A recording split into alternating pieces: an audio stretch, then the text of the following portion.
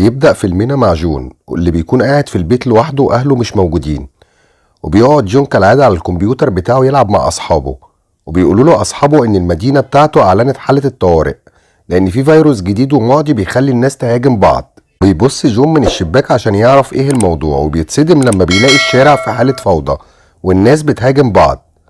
وفي الوقت ده بيعرف إن مرض الزومبي انتشر في المدينة، وبيرن جرس الباب وبيخاف جون، وبيقرب وبيفتح الباب وهو خايف، وبيلاقي واحد من جيرانه بيدخل شقته وبيترجاه يقعد معاه، وبيرفض جون وبيطرده لأنه بيكون خايف منه جدا، وبيطلب منه جاره إنه يدخل الحمام بعدها هيمشي على طول. وبيسمع جون في الأخبار إن أعراض مرض الزومبي نزيف من العين وحالة عنف شديد بيصاب بيها الشخص المريض وعض البشر، فبيخاف لا يكون جاره مصاب، فبيمسك سكينة وبيلاحظ آثار عض على إيد جاره وبيحاول إنه يمشيه من البيت، لكن فجأة بتبدأ عينين جاره تنزف وبيتحول لزومبي وبيهجم عليه، وبيبعده جون بعيد عنه وبيقدر بالعافية إنه يزقه بره شقته ويقفل الباب، وبيزق التلاجة ورا الباب علشان محدش يقدر يفتحه، وبيحاول إنه يتصل بحد من أهله أو أصحابه لكن الشبكات كلها بتكون فاصلة. وبيشوف جون ناس كتير على مواقع التواصل بتطلب المساعدة، فبيعمل زيهم وبيصور نفسه وبيطلب هو كمان المساعدة. ولأن الشبكة بتكون ضعيفة بيربط جون التليفون في الطيارة الدرون وبيطيرها بعيد لحد ما بيلقط شبكة، لكن لسوء حظه بيخلص الشحن وبيفصل التليفون.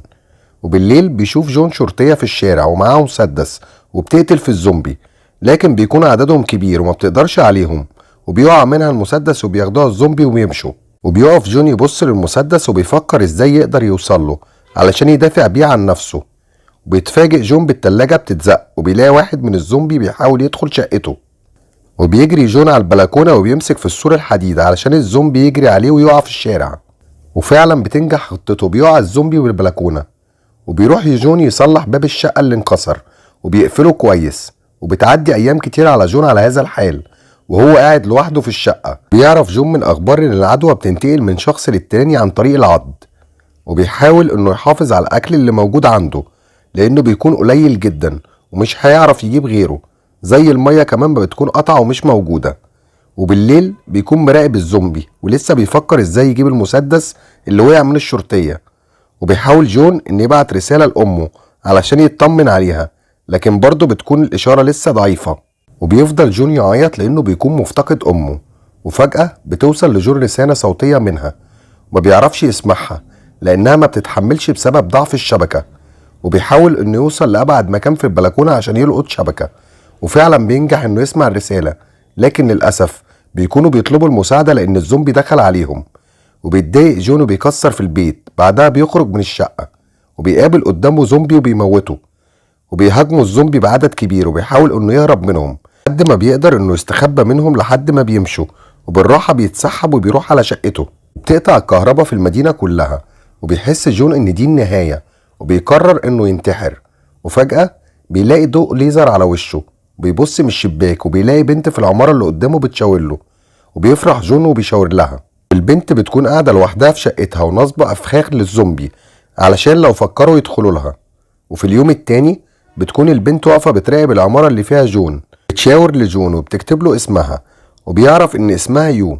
وبيحاول جون انه يتكلم معاها لكنها ما بتكونش فاهمة منه حاجة، وبتقوله انها هتكمل كلام معاه بالليل، وبتدخل وبتقفل الشباك. بالليل بيمطر الجو، بيحاول جون انه يجمع مية المطر، وبتحاول يو انها تحدف حبل على بلكونة جون علشان تقدر توصل له بيه الاكل، لكنها بتفشل وبيقع الحبل في الشارع. بيستخدم جون الطيارة الدرون بعد ما بيربط فيها حبل وبيوصله لها، وبتبعت له يو عن طريقه الاكل، وبياكل جون وبيشكرها.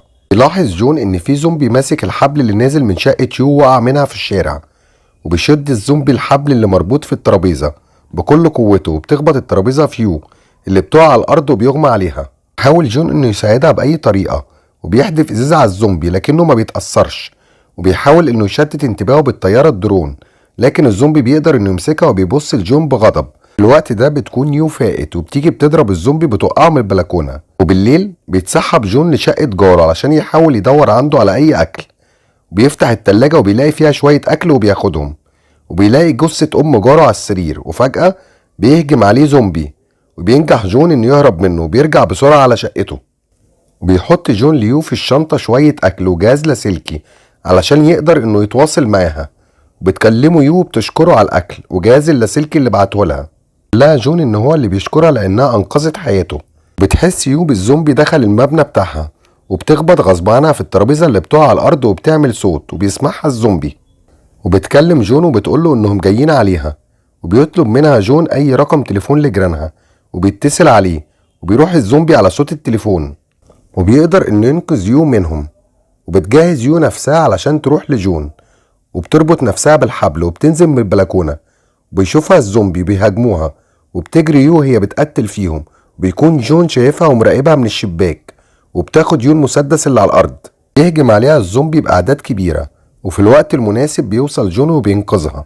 بيجروا بسرعة على عمارة جون وبيركبوا الأسانسير، لكن لما بيوصلوا للشقة بيلاقوا الباب مقفول، وبيهجم عليهم الزومبي وبيحاربهم جون وهي بتحاول إنها تفتح الباب، لحد ما بتلاقي باب شقة اتفتح واحد بيشدها، وبينادي على جون عشان يدخل بسرعة. وبيستضيفهم الراجل اللي أنقذهم واللي بيكون اسمه لي، وبيحط لهم أكل، وبيقعد جون وياكلوا، وبيقول لهم لي إن في فريق إنقاذ هيوصل قريب. وبيفرح جون وبيحضن يو، وفجأة بيقع جون وبيفقد الوعي وبتدوخ يو، وبنعرف إن لي كان حاطط لهم مخدر في الأكل. بيسحب لي يو بيدخلها أوضة وبيقفل عليها، ولما بتفوق يو بتلاقي مرات لي مربوطة ومتحولة لزومبي ورايحة عليها، وبتحاول يو إنها تبعد عنها وبتفضل تصرخ، وبيكون لي سامعها وبيقول لها إنه آسف ومضطر لأن مراته محبوسة وما أكلتش بقالها كتير.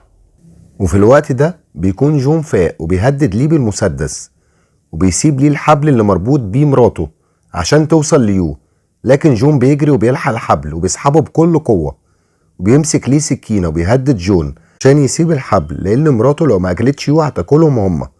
وفجأة بيفلت الحبل من إيد جون وبيختفي صوت يو، وبيفتح ليه الباب بالراحة علشان يشوف إيه اللي حصل. وفجأة بتهجم عليه مراته وبتاكله، وبتظهر ليه معاه المسدس وبتضربهم بالنار وبتقتلهم. لكن المشكلة إن الزومبي بيسمع صوت ضرب النار وبيدخلوا على العمارة. وفي الوقت ده بتدي يو لجون المسدس وبتترجى فيه إنه يقتلها لأنها بتكون يأست وما عندهاش أي أمل في الحياة. وأثناء ما جون بيصوب عليها المسدس وهو يائس وحزين، بيسمعوا صوت طيارات الإنقاذ، بيجروا بسرعة علشان يطلعوا لسطح المبنى وطيارات الإنقاذ تشوفهم، وبيقتلوا في طريقهم الزومبي اللي بيهجم عليهم، وبيجروا والزومبي بيجري وراهم، وبتوع يو بيمسكها الزومبي وبيبعدهم عنها جون بعجلة وبيقول لها إنها تجري بسرعة للسطح. صالها جون، لكن للأسف بتكون الطيارات مشت، وبيندى عليهم جون وهو بيعيط. في اللحظة دي بيزق الزومبي الباب وبيدخل عليهم، وبيضرب فيهم جون بالمسدس لحد ما الرصاص بيخلص منه، وبيعرفوا ان دي النهاية وانهم خلاص هيموتوا. لكن فجأة بتظهر من وراهم طيارة والجنود بتفتح النار على الزومبي. ركب جون ويو الطيارة وبكده بيكون تم انقاذهم. وبيعرف جون ان الفيديو اللي نشره بيطلب فيه المساعدة هو السبب انهم يعرفوا مكانهم وينقذوهم. جمع كل الناجين في ملاجئ. ولحد هنا بيخلص الفيلم. ما تنساش تشترك في القناة وتفعل زر الجرس، ونشوفكم الملخص الجاي.